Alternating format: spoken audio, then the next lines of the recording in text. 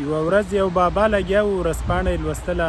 لمسی ورته راغی ویل بابا ګله راځه دا ورځپاڼه پرېږده زه او ته به لوبې وکړو. نیکه ته یې د ورځپاڼې لوستل مهم و او د لوبو حوصله یې هم نه لرله. نو په دې ورځپاڼه کې د نړۍ نقشه پیدا کړه. هغه پاڼه یې وشکوله، د نړۍ د ټولو هیوادونو نقشه یې ټوټې ټوټې کړه. بیا یې لمسي ته په لاس ورکړه. ورته ویل بچیه ته د همدې لوبې سره بوخسه، بیرته دا د هیوادونو نقشه چې ده ما ته جوړه که. ماشوم ته هم موضوع جالبه ښکاره سوه، د هیوادونو د نقشې په جوړولو بوخسه. او نیکه یې خوشحال و چې ځه نو لمسي ته مې داسې کار سپارلی چې زه به هم ورځپاڼه ولولم او هم به ساعتونه تیر سي، خدای به دا نقشه برابره نه کړي.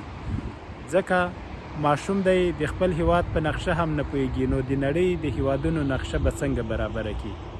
خو ورځپاڼه کې څو جملې نه وې لوستې چې ماشوم بیرته ورته نقشه ونیوله. ورته ویل واخله بابا دا د نقشه مې برابره کړه. نیکه چې نقشې ته وکتل همغسې برابره کړې وه لکه اول چې په ورځپاڼه کې وه. حیران پاتې سه. بیا یې ورته ویل چې ته خو له عمر کم یې، هېڅ پوهېږې نه، څنګه دې دا نقشه برابره کړه. لمسي ورته ویل چې د نړۍ د نقشې شاته د انسانانو انځورونه وو. ما چې کله انسانانو انځورونه سم کړه د نړۍ په خپله سمه سوه.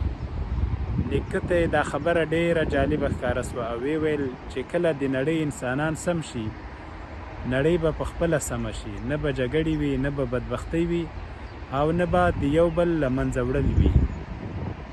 ګرانو دوستانو، موږ او تاسو ته دغه کیسه راښیي چې که د نړۍ یا ټولنې یا هیواد د سمولو توان راکې نه وي، د خپلې خیالي نړۍ د سمولو وس خو به وي او په خپل تدبیر او پوهې سره کولی سو چې خپله شخصي نړۍ یا د کورنۍ ژوند برابر او سم کړو.